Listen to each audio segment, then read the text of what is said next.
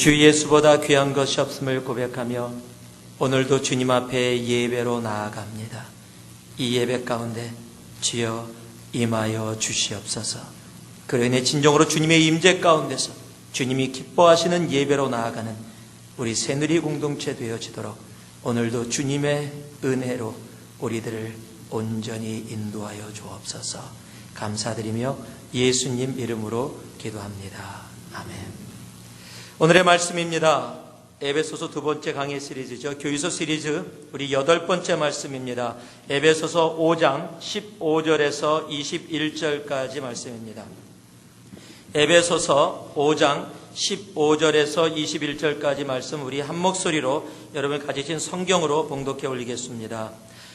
그런즉 너희가 어떻게 행할 것을 자세히 주의하여 지혜 없는 자 같이 말고 오직 지혜 있는 자 같이 하여 세월을 아끼라. 때가 악하니라.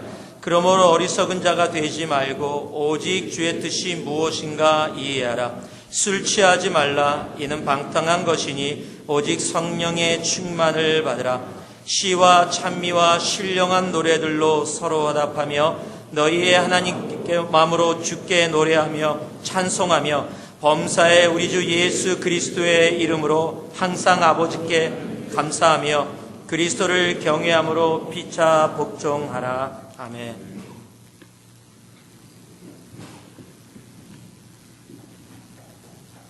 우리의 말에 아는 것이 힘이다라는 말이 있습니다. 그러면 요즘 그 얘기를 들으면 바로 얘기하는 또 우리가 아는 이야기가 있습니다. 그렇지 않습니다. 모르는 게 약입니다. 정말 지금의 이 시대는 아는 것이 힘이다라고 이야기할 수 없는 시대가 되어졌습니다. 오히려 모르는 게 약일지도 모르겠습니다. 예전에는 책 한 권만 있어도 참 귀했습니다. 내가 그 책을 읽을 수 있고 또 그 책에서 얻을 수 있는 지식들이 있어서 참 귀했던 시대들이 있습니다. 정말 책 한 권을 읽기 위해서 새벽에 일찍 일어나서 도서실을 향했던 그러한 시대도 지금으로부터 그렇게 멀지 않은 시대에 분명히 있었습니다. 그런데 이제는 그럴 필요가 없습니다. 여러분이 가지고 있는 스마트폰 안에 그리고 여러분이 가지고 있는 컴퓨터 안에 도서실에 있는 양의 숫자보다도 더 많은 지식들이 그 속에 다 담겨 있기 때문입니다. 제가 미국에 금방 왔을 때 용돈을 좀 버느라고 아르바이트, 파타임을 한 게 있습니다. 그게 뭐냐면 백과사전, 인사이클로피디아를 파는 겁니다. 보통 한 25권, 26권으로 이루어진 한 권이 굉장히 두꺼운 책입니다. 그 책을 엄청나게 무거운 책을 제가 몇 권씩 갖고 다니면서 사람들에게 보이면서 정말 모든 내용 다 있다고 막 이렇게 팔았었습니다. 그 한 집을 팔면 한 200불 정도 법니다. 당시 200불이면 큰 돈이었습니다.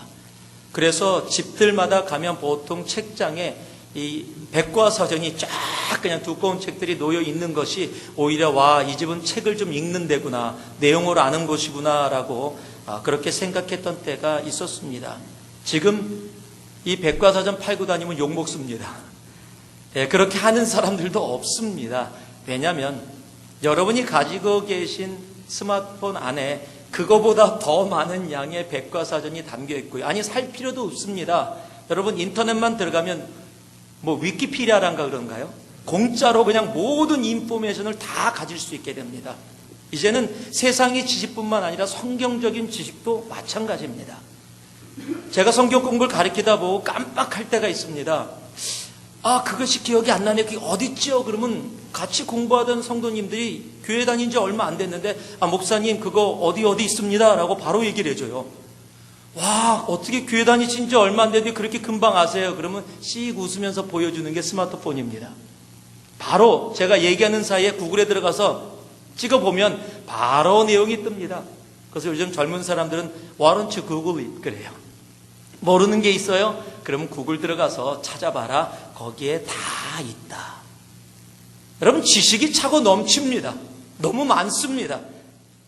지금 지식을 가지고 있다고 자랑할 수 있는 시대가 아닙니다. 오늘 말씀을 보니까요, 오늘 말씀은 이런 말씀으로 시작합니다. 그런즉이라고 시작하는데 그런즉이 뭡니까? 바로 그 전에 나오는 14절.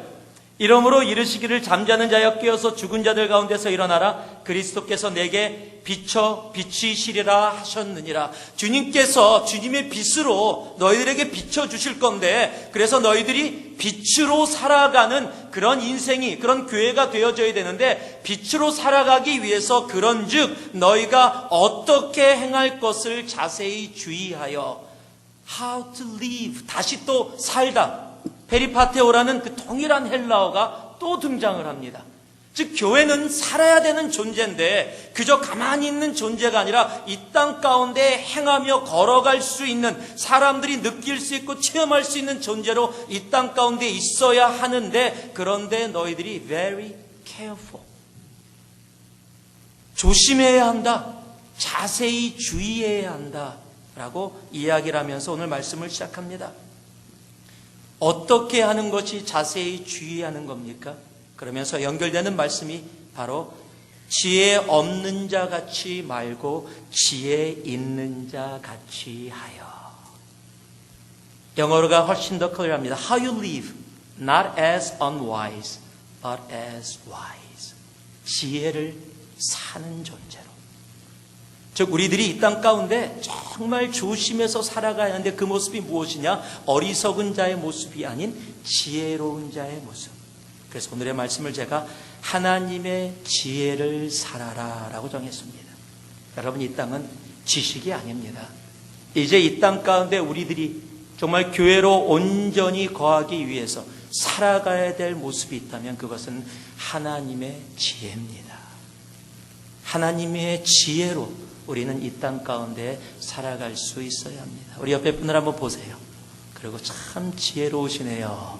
그리고 한번 얘기해 주시죠. 참 지혜로우시네요. 네. 기분 좋지요? 네. 지혜롭다는데 기분 나쁠 사람 없을 겁니다. 참 이렇게 어리석습니까? 그러면 기분 나쁠 겁니다. 근데 오늘 성경에서도요, 그 지혜가 얼마나 중요한지를 이야기해 주는 것이 한두 군데가 아닙니다. 여러분, 열왕기상 3장 24절에서 25절을 보면 이런 말씀이 적혀 있습니다. 또 가로되 칼을 4개로 가져오라 하니 칼을 왕의 앞으로 가져온지라. 왕이 이르되 산 아들을 둘에 나눠 반은 이에게 주고 반은 저에게 주라. 여러분이 잘 아는 솔로몬 왕의 이야기입니다. 동시에 아이를 낳은 두 엄마가 있었는데 한 아이가 죽었습니다. 그리고 아침에 일어났더니 자기 아이를 뺏어다가 자기 아이라고 우기는 겁니다. 그러니까 아이를 뺏긴 엄마가 너무 억울한 겁니다. 그래서 솔로몬 왕 앞에 판결을 바라고 온 겁니다. 그런데 당시에는 DNA 검사도 없고요, 블러드 타입 검사도 할 수 없습니다. 얼굴이 완전히 그냥 똑같으면 몰라도. 우리 하늘이가 오늘 그러더라고요. 그날 우리 새가족 축제하고 나서 같이 이렇게 사진을 찍어주셨어요. 하늘이하고 같이 사진을 딱 찍어줬습니다. 그리고 오늘 그걸 저한테 갖다 주셨어요. 사진을 딱 보고 나더니 하늘이가 오 롤. 그래서 왜 그랬더니 아빠 어떻게 이렇게 똑같아? 저한테 그러더라고요. 그래서 하늘이는 만약에 이런 상태였었으면 솔로몬의 지혜가 필요 없었을 거예요. 그냥 바로 그냥 완전히 그냥 이 쌍둥이니까. 그런데 이 아이는 그렇지 않았던 것 같아요.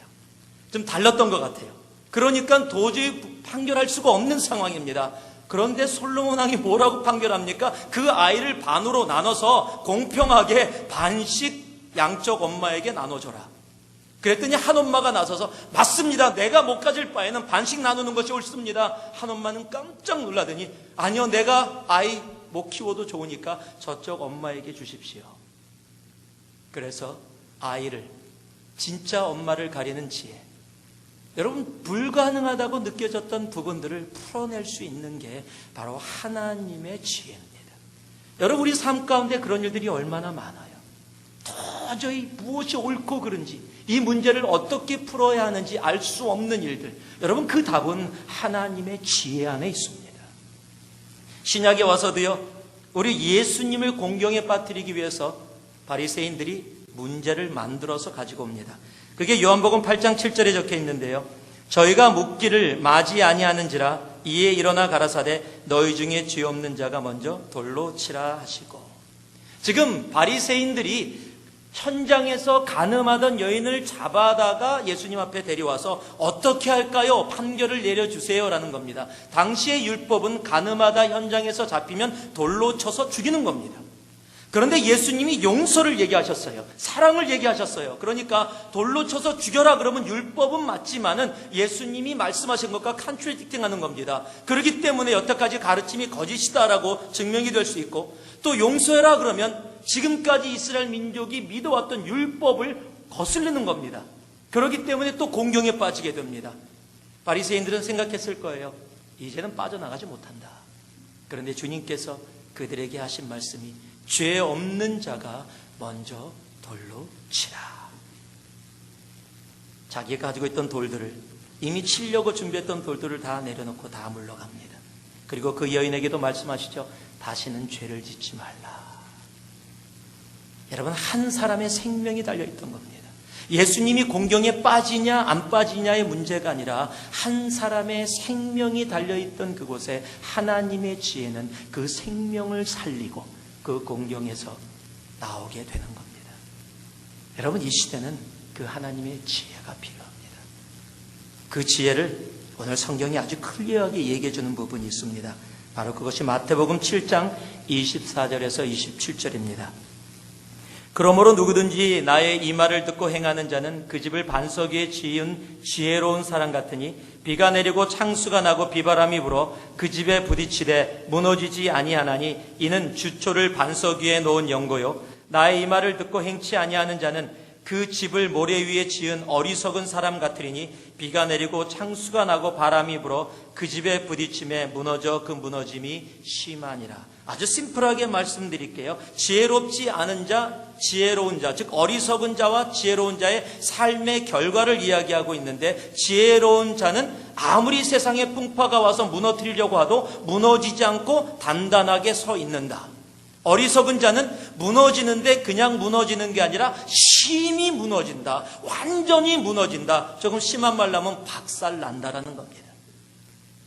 즉 지혜로운 자의 삶은 단단하게 서서 아무리 풍파가 와도 그것을 견뎌나가면서 계속해서 성장하고 성공하지만, 어리석은 자의 삶은 완전히 무너져 내린다라는 겁니다.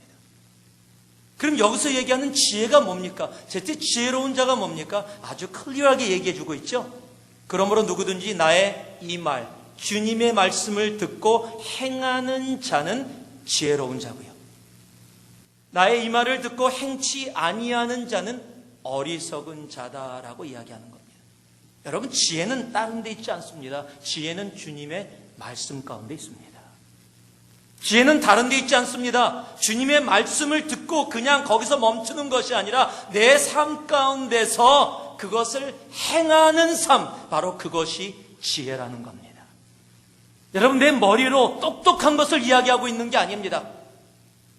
쫄 것을 찾아서 잘 풀어내는 것을 지혜롭다고 얘기하는 것이 아니라 하나님의 말씀을 듣고 그 말씀을 내 삶 속에 적용해서 내 삶 속에 살아가는 것을 성경은 정확하게 지혜다라고 이야기하고 있는 겁니다. 오늘 여러분이 그 지혜로운 자가 되기를 주님의 이름으로 축복합니다. 그 하나님의 지혜를 살아갈 수 있는 우리가 되기를 원합니다. 매주마다 하나님의 말씀을 듣습니다. 매주마다 공부를 했습니다. 성경을 읽습니다. 수많은 하나님의 말씀이 내 속에 있지만 그것을 살아가지 못할 때 성경은 그것을 어리석은 자다라고 이야기하고 있다는 사실입니다. 여러분, 이곳에 앉아 계신 거 귀한 은혜입니다. 하나님의 말씀을 듣는 거 귀한 은혜입니다. 그러나 진짜 하나님의 지혜를 살아가는 자는 들은 대로 행합니다. 그 여러분의 삶 가운데 오늘도 하나님이 여러분에게 선포해 주시는 하나님의 말씀을 듣고 내 삶으로 살아가는 진정한 하나님의 지혜가 바로 여러분이기를 다시 한번 주님의 이름으로 축복합니다. 그렇다면 오늘 본문에서 그 하나님의 지혜를 가지고 있는 사람들의 삶은 어떤지, 어떠한 모습으로 살아가는지를 설명해 주고 있는데, 그 말씀을 같이 한번 봅니다. 16절 말씀입니다. 우리 같이 한번 봉독하겠습니다. 짧은 구절, 여러분이 잘 아는 말씀입니다. 같이 합니다. 시작. 세월을 아끼라, 때가 악하니라. 여러분 금방 외울 수도 있겠죠. 세월을 아끼라, 때가 악하니라. 하나님의 지혜는 세월을 아낍니다. 시간 정말 빠릅니다. 정말 빨라요. 제가 17살 때 미국에 왔습니다. 물론 지금도 제가 30대처럼 보이지만 아닌가요? 저는 그렇게 착각하고 살아가고 있는데, 근데 제가 이제 50대가 됐습니다. 10대였는데 이제 50대로 막 생각만, 물론 어르신들도 계시지만은요, 참 인생이 빠르다는 것을 느낍니다. 그런 얘기 많이 하죠. 10대는 10마일로, 20대는 20마일로, 30대는 30마일로, 40대는 40마일로, 50대는 50마일로 달리는 것과 같다. 참 시간 빠릅니다. 그래서 시간 내가 잡으려고 그래도 잡을 수가 없어요. 시간처럼 공평한 것이 없습니다. 누구에게나 동일하게 하나님이 주신 겁니다. 그런데 오늘 말씀이 뭐라고 이야기하고 있습니까? 세월을 아끼라. 근데 세월을 아껴야 되는 이유를 바로 그 다음 문장에 바로 주셨는데, 그 이유가 뭡니까? 때가 악하기 때문이다 라고 얘기하는 겁니다. 여기에 때라고 번역되어 있는 헬라어는 헤메라라는 단어입니다. 여러분 쉽게 이해할 수 있을 거예요. 헤메라. 헤메라. 그리고 헤메라라는 단어인데, 여기에 아카다라는 단어는 포네로스라는 헬라어인데, 이 헤메라라는 단어는 그냥 날들입니다. 날들. 순간순간의 날들. 그런데 이 포네로스라는 단어는 병들었다, 타락했다라는 뜻입니다. 즉 때가 악하다라는 말은 날들이 병들었다, 날들이 타락했다, 조금 더 한 단계 나가면 날들이 미쳤다라는 겁니다. 우리가 순간순간 교회로 세월을 아끼면서 살아가야 하는데, 하나님의 지혜를 살아가는 사람은 그 세월을 아끼는데 그 이유가 뭐냐면 우리들이 살아가고 있는 날들이 병들어 있기 때문이라는 거예요. 그리고 병들어 있다는 뜻이 뭡니까? 지금 하나님이 창조하신 시간이 죄로 인해서 병들어져서, 죄로 인해서 유혹에 빠져서 넘어가서 하나님이 원하시는 방향이 아닌 하나님이 원하시지 않는 방향으로 흘러가고 있는 상태, 바로 그 상태가 병들어 있는 날들의 모습입니다. 그것이 때가 악하다라는 말씀의 뜻이에요. 그 때가 악한 가운데 세월을 아끼라라고 이야기합니다.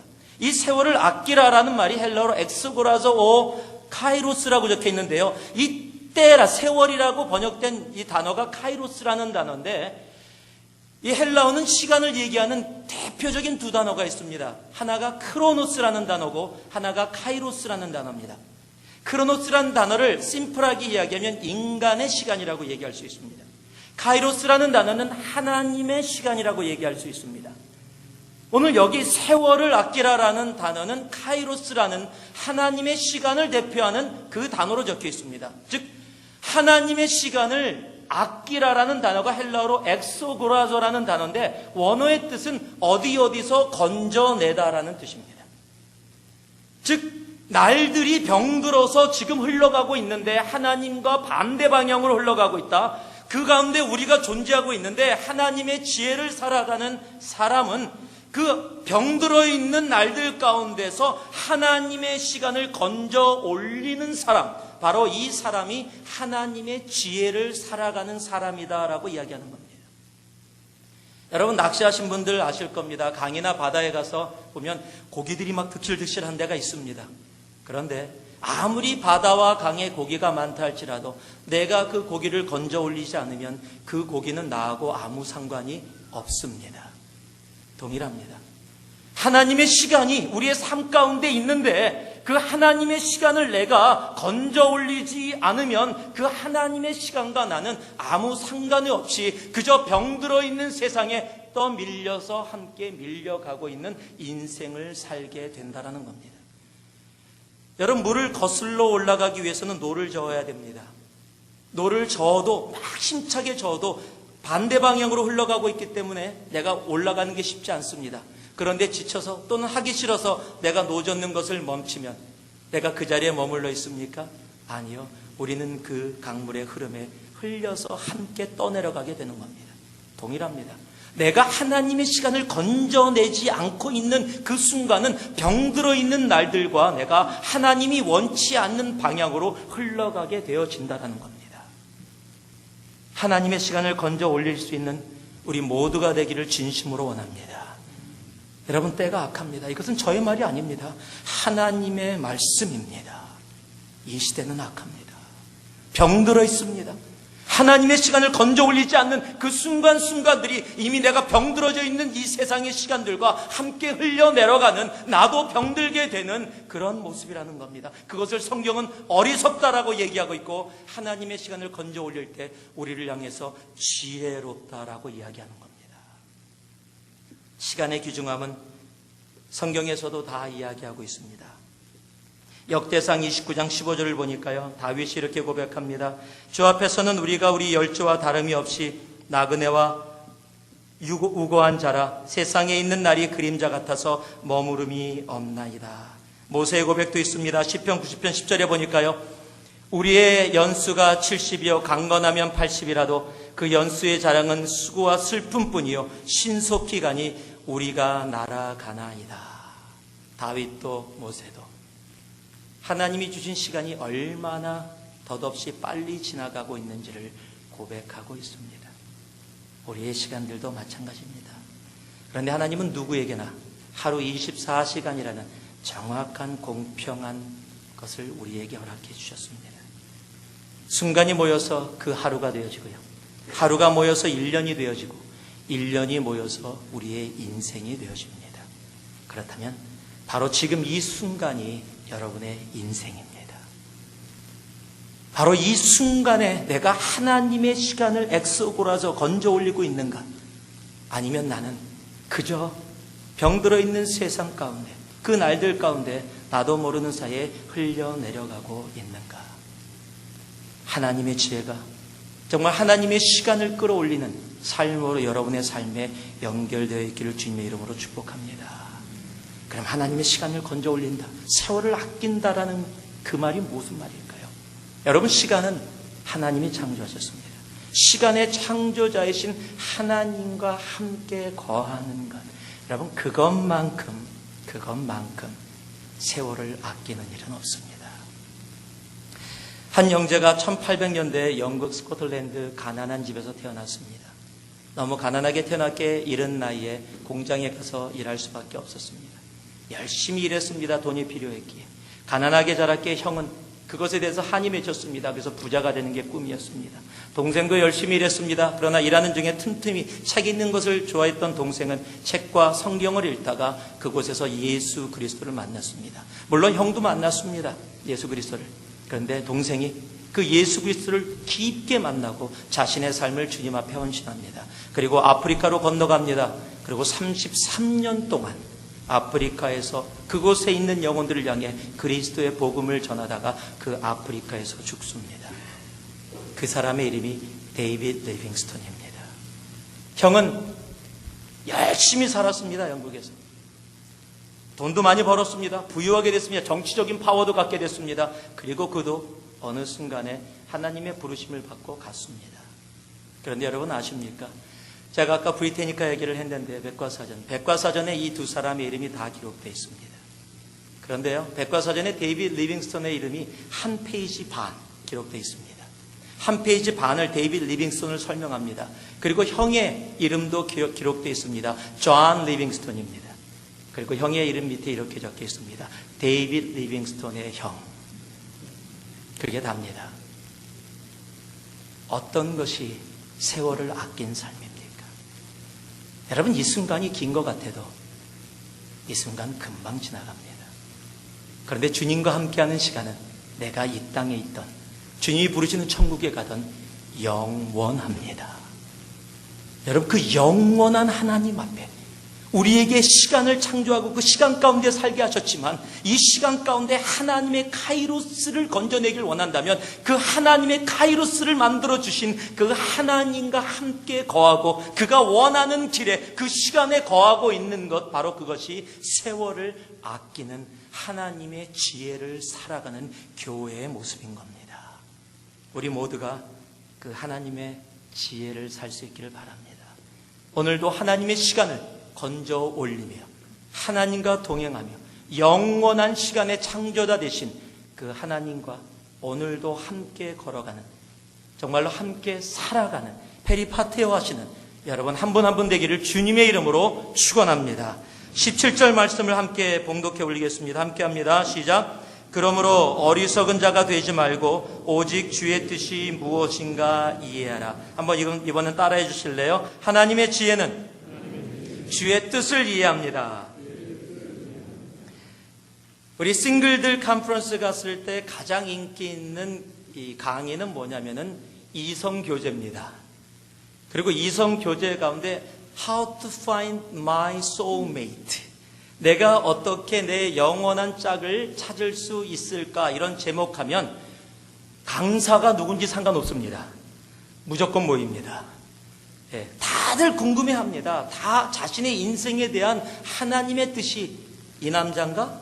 이 여자인가? 예, 다 궁금해합니다. 예, 저도 어렸을 때 그런 노래 많이 불렀습니다. 유행했던 제가 미국에 왔을 때 팝송. 메이트를 찾던 짝들을 찾던 모든 사람이 즐겨 부리던 노래입니다. Isn't me you're looking for? 아십니까 이 노래? Isn't me you're looking for? Because I wonder where you are. 모르시는군요. 예. 다들 찬송가만 이렇게 들으시느라고 저만 이 세상 노래 들었습니다. 80년대 중반에 한참 인기 있던 노래인데 그 가사가 그래요. Isn't me you're looking for? 그럼 다들 대답이 돌아옵니다. Of course not. 아니다. 바로 얘기합니다. 그런데 그렇게 찾고 싶어 해요. 정말 하나님이 이 남자다 그러면 부족해도 결혼하겠다는 거예요. 이 여자다 그러면 결혼하겠다는 거예요. 그런데 모르겠다는 거예요. 이 직장이다 그러면 가겠다는 거예요. 돈을 월급을 못 받아도 적게 받아도 가겠다는 거예요. 그런데 모르겠다라는 겁니다. 하나님의 뜻이 어디 있는지 잘 모르겠다는 거예요. 하나님이 이 헌신회 할 때 이렇게 핑계 대시는 분들이 뜻을 얘기를 들어보면 하나님이 다 두렵고 떨리지만 너는 아프리카 선교사로 불렀다라고 정확하게 이야기해 주시면 아프리카 가겠다는 거예요. 근데 얘기를 안 해주신다는 거예요. 모르겠다는 거예요. 예, 하나님의 뜻이 어디 있는지 오늘 말씀해 주실 겁니다. 아프리카 가시겠다고 한 번이라도 하셨던 분들, 아니요, 하나님의 뜻이요. 여러분을 향한 베스트, 가장 귀한 것을 예비한 하나님의 뜻. 여러분 오늘 뭐라고 얘기합니까? 하나님의 지혜는 주의 뜻을 뭐한다? 이해한다. 여러분 이해한다 그러면 우리는 understand, 그냥 머리로 내가 이해되어졌다, logically it makes sense 라고 생각을 할 겁니다. 그런데 오늘 이 이해한다는 단어도 이 헬라어의 뜻은 그런 내용이 아닙니다. 그렇게 번역되어져서 그렇게 사용되어질 수 있지만 이 헬라어는 시니에미라는 이 단어인데요. 이게 두 단어로 연결되는 겁니다. 하나는 신이라는 단어와 하나는 히엠이라는 단어가 합쳐져서 시니에미가 됐는데 신은 with, 함께라는 뜻입니다. 히에미는 보내다, send라는 뜻입니다. 여러분 이해가 뭔지 아십니까? 예수 그리스도와 함께 나의 마음과 나의 뜻과 모든 것을 담아서 내 인생을 담아서 예수와 함께 주님이 원하시는 방향으로 보내는 것, 그것이 이해입니다. 많은 사람들은 이해를요 내가 원하는 방향으로 가지고 오는 것이라고 생각을 합니다. 세상의 것들을 가지고 와서 내가 그것을 분석하고 나의 것으로 만드는 것을 이해라고 생각합니다. 그러나 성경이 이해라고 이야기하는 것은 그렇지 않습니다. 성경이 이해라고 얘기하는 것은 주님과 함께 나의 모든 것을 담아서 주님이 원하시는 그 길로 보내는 것, 함께 보내다, 바로 그것이 이해하다라는 겁니다. 오늘 주님의 뜻을 여러분이 이해할 수 있기를 소망합니다. 여러분의 뜻을 담고, 여러분의 정성을 담고, 여러분의 마음을 담고, 여러분의 인생을 담아서 하나님과 함께, 예수와 함께 주님이 원하시는 그 길로 여러분의 인생을 보낼 수 있기를 바랍니다. 그럴 때 우리는 하나님의 뜻이 바로 이것이었구나. 하나님의 지혜는 나의 뜻을 위해 하나님의 뜻을 가져오지 않습니다. 하나님의 지혜는 나의 것을 담아 하나님의 뜻 가운데 내 자신을 보냅니다. 그래서 우리가 잘 아는 로마서 12장 2절 말씀, 너희는 이 세대를 본받지 말고, 뭡니까?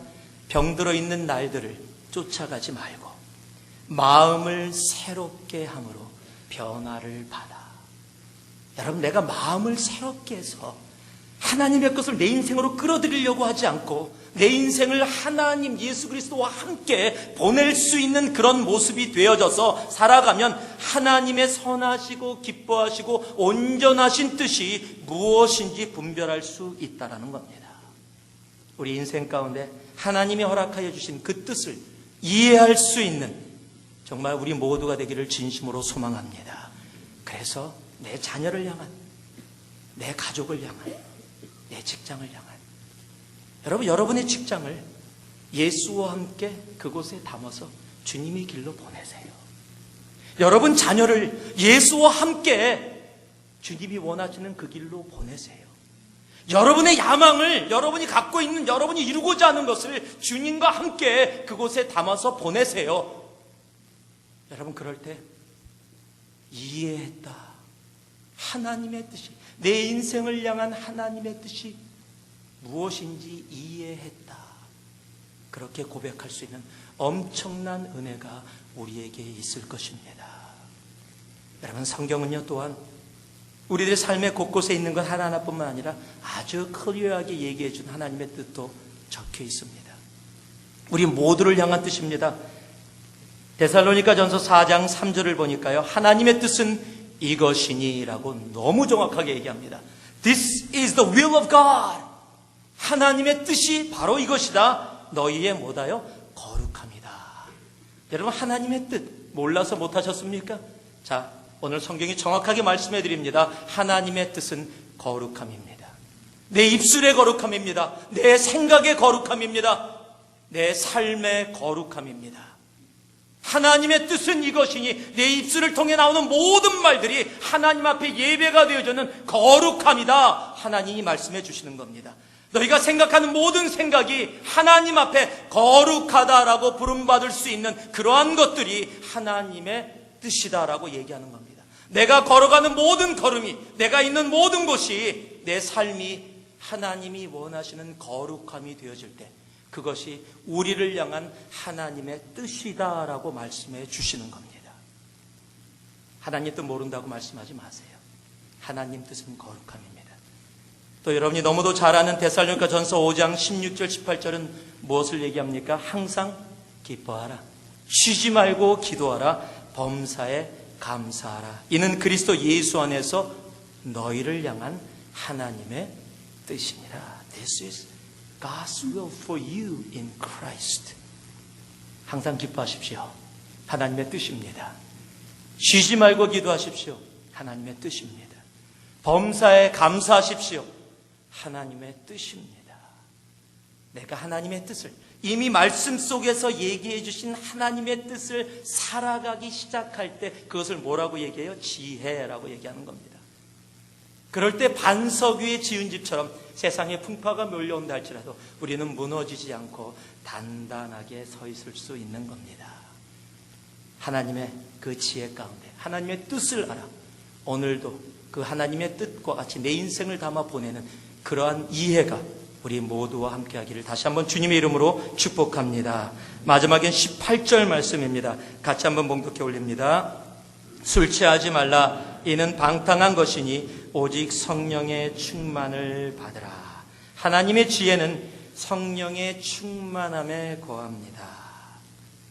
이 말씀이 나오면은 부담되는 분들이 있어요. 뭔 성령의 충만함을 받으라 라고만 얘기하면 되지 굳이 앞에다가 뭐 술 취하지 말라 뭐 그렇게 붙입니까? 대체 술 취함과 성령이 어떤 관계입니까? 대체 왜 성령의 충만함을 얘기하면서 술 취하지 말라라고 얘기했는가? 그럼 여러분이 이 시대에 즉 에베소 교회가 있었던 당시의 상황을 이해할 수 있어야 합니다. 당시는 이방신들이 많이 있었습니다. 그 중에 다이애나 신이 그곳에 있었고요.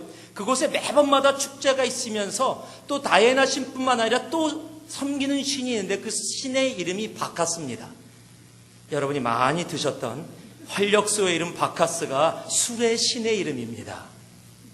그래서 그 술의 신인데 그 신 앞에 내가 술을 마셔야 술의 신이니까 술을 마셔서 신과 같이 있어서 그 술에 취한 상태 그것을 바카스 신이 임했다라고 하는 겁니다. 그리고 나서 자신의 인생의 뜻을 찾아가고 결정하고 이렇게 했던 것이 당시의 모습입니다. 그러니까 술에 취한 상태 속에서 자신의 인생을 결정하는 거예요. 무엇을 약속하는 거예요. 무엇을 헌신하는 거예요. 어떤 길들을 향해서 나아가는 거예요. 그렇게 말도 안 되는 상황 가운데 있었던 당시의 사람들을 향해서 술 취하지 말라. 성령의 충만함을 받으라. 여러분, 술 취하면 왜 이상한 짓을 하죠? 저도 술을 먹어본 적이 있습니다. 어렸을 때 저희 누님이 이 데이트를 시작했을 때 매형이 되고자 했던 분이, 그분이 지금 매형입니다. 그분이 지금 매형인데, 매형이 되고자 했던 분이 동생한테 잘 보여야 되잖아요. 그러니까 지금 누님을 이렇게 꼬시고 있으니까 저랑 같이 놀러 갔습니다. 인천에 작약도라는 곳이 있습니다. 제가 16살 때인가 그렇습니다. 놀러 갔는데 거기서 어른한테 술 배워야 된다고 저에게 술을 먹였습니다. 태어나서 처음 먹었습니다. 술을 먹는데 어른 앞에서 배운다고 술을 먹고 났더니 이게 웬일입니까? 제가 굉장히 내성적인 사람이잖아요. 진짜입니다. 제가 지금 예수 믿고 변화받아 이렇게 있지만 굉장히 내성적이라서 이 그룹이 있으면 말도 제대로 못하던 성격이에요. 그런데 술이 안으로 들어오니까 이게 웬일입니까? 엄청난 용기가 생기는 거예요. 막 내가 못했던 거, 사람에게 다가가지 못했던 거, 막 이런 게 막 있었는데, 그런 게 막 있었는데, 술을 먹으니까 용기가 생기니까 제가 플래시라이트를 들고 그 인천 작약도를 막 혼자 걷기 시작했어요. 기분이 너무 좋은 거예요. 거기서 막 젊은 형 누나들이 막 춤추면서 놀더라고요. 제가 플래시라이트를 가지고 막 이렇게 조명을 해줬어요. 지나가다가 막 비춰주고 그랬더니 고마워. 그래. 재밌게 노세요. 막 평상시에 제가 못하던, 할 수 없던 일입니다. 막 용기가 생기고 할 수 없던 일들을 막 하게 되는 거예요. 나중에 술이 깨니까 얼마나 창피하든지 할 수 없더라고요, 다시. 근데 술에 취하니까 할 수 있는 일들이 있더라고요. 그것이 무엇을 얘기합니까? 술이 나를 컨트롤하고 있는 거예요. 술이 있으면 할 수 있는 일이 있고 술이 없으면 할 수 없는 일이라면 술이 적어도 나를 컨트롤하는 파트가 있다라는 겁니다. 저희 이 술의 얘기가 우리가 기노스코반에서 공부하다가 나왔어요. 그랬더니 한 자매님이 의사입니다. 그러더니 자기가 당신이 술에 대해서 얘기할 게 있대요. 그러더니 이렇게 얘기하세요. 술을 마시면 전두엽에 이상이 생긴답니다. 그래서 판단 기능이 저하되고 유혹에 빠지기 쉽답니다. 담배를 하게 되면 교감신경이 활성화되는데 이는 싸울 때 나오는 것으로 사람을 흥분시켜서 판단을 흐리게 하고 억제 능력을 상실하게 합니다. 그래서 술과 담배는 즉 판단을 흐리게 하는 상황 속에 자신을 내맡기게 되는 겁니다. 전두엽이든 교감신경이든 것이 무엇이든지 간에 심플하게 얘기하면 술하고 담배를 우리가 마시고 피우면 어떤 일이 벌어진다? 내 뇌가 거기에 컨트롤을 받는다라는 겁니다.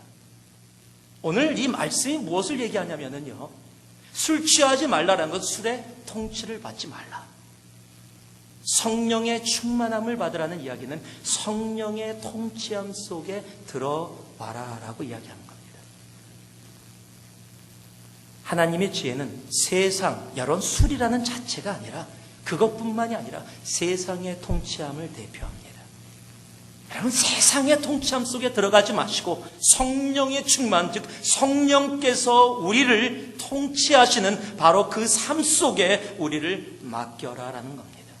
하나님의 지혜를 사는 사람은 세상의 통치함을 거부합니다. 하나님의 지혜를 사는 사람은 성령님의 통치함 속에 나를 맡깁니다. 성령을 이야기하면 오해하시는 분들이 가끔가다 있습니다. 방언을 하고 예언을 하고 그런 것들만 성령의 매니페스테이션, 현상으로 이해합니다. 그러나 그것뿐만이 아닙니다. 오늘 성령의 충만함을 받고 통치함을 받은 사람들의 모습을 바로 동일한 에베소서 5장에서 이야기하고 있는데 바로 세 가지로 이렇게 얘기합니다. 시와 찬미와 신령한 노래들로 서로 화답하며 너희의 마음으로 주께 노래하여 찬송하며 범사에 우리 주 예수 그리스도의 이름으로 항상 아버지 하나님께 감사하며 그리스도를 경외함으로 피차 복종하라. 첫째, 어떤 일이 벌어집니까? 찬송이 차고 넘칩니다. 노래를 못하는데 음치인데 상관없습니다. 찬송이 차고 넘칩니다. 두 번째 뭡니까? 감사가 차고 넘칩니다. 내가 성령의 통참을 받으면은요, 감사가 내 삶 속에 차고 넘치게 되어 있습니다. 내가 성령의 통참을 받으면은요, 그리스도를 경외함으로 뭐라고요? 피차 복종하라. 서로를 존중해 주게 됩니다. 여러분, 뒤에서 다른 사람들 얘기하는 사람들이요, 여러분, 그거 뭡니까? 누가 나에 대해서 이야기를 하면 기분 나쁠 겁니다. 누가 형제님 뒤에서 이렇게 얘기하던데, 그거 듣고서 기분 좋을 사람 없습니다. 그렇다면 내가 다른 사람 얘기하면 그 사람도 알게 되면 분명히 기분 나쁠 겁니다. 여러분, 피차 복종하라는 이야기는 서로 존중, 내가 들어서 기분 나쁠 일이고, 내가 행동해서 다른 사람에게, 누가 행동해서 나에게 기분 나쁠 일이고 힘든 일이면 내가 다른 사람에게 하지 않는 것, 그를 동일한 모습으로 존경하고 정말로 따라주는 것, 여러분, 그것이 성령 충만한 사람들의 모습입니다. 내가 받기 싫은 것은 다른 사람도 받기 싫은 겁니다. 피차 복종할 수 있는 것, 서로를 존중할 수 있는 것, 그것이 성령의 충만함입니다. 제가 한 말씀만 하고 오늘 말씀을 마무리하려고 합니다. 2년 전에 나온 책입니다. 책의 제목이 엄마라고 불러도 돼요 라는 책입니다. 엄마라고 불러도 돼요. 이 책을 쓸 때 당시에 이 책의 저자는 23살의 KT 데이비스라는 미국 아가씨입니다. 그런데 이 미국 아가씨가 우간다라는 아프리카의 나라로 건너가서, 지금 25살이죠 이제, 우간다로 건너가서 14명의 우간다 소녀들을 입양했습니다. 자기의 딸로. 아직 시집도 안 간 25살의 여자가 지금 14명의 우간다 소녀를 입양해서 자기의 친딸로 삼았습니다. 그리고 아마지마라는 선교단체를 만들어서 고아된 아이들, 힘들어하는 아이들을 향해서 지금도 계속해서 사역을 펼치고 있습니다. 그런데 이 아가씨가, 이 미국에서 태어난 이 아가씨가 원래는 엄친딸입니다. 부유한 가정에서 태어났습니다. 물론 예수를 믿는 가정이었습니다. 공부도 잘해서 학급 회장도 했습니다. 그리고 스포츠카도 타고 다녔습니다. 고등학교를 졸업하면서 예수를 알았기에 그냥 1년 정도 경험 삼아서 아프리카에 가서 좋은 일 하고자 그냥 아프리카로 간 겁니다. 그리고 1년 동안 봉사활동을 했습니다. 그런데 이제 떠나기 얼마 전에 자기가 1년 동안 돌보았던 5살짜리 아프리카 소녀가 자기 품에 꼭 안기면서 이렇게 눈물을 글썽이면서 이야기한 겁니다. 엄마라고 불러도 돼요. 엄마가 없던 5살짜리 아프리카 소녀, 그 이야기가 그 아가씨의 마음에 박혔습니다. 그것이 하나님의 부르심이 되어졌습니다.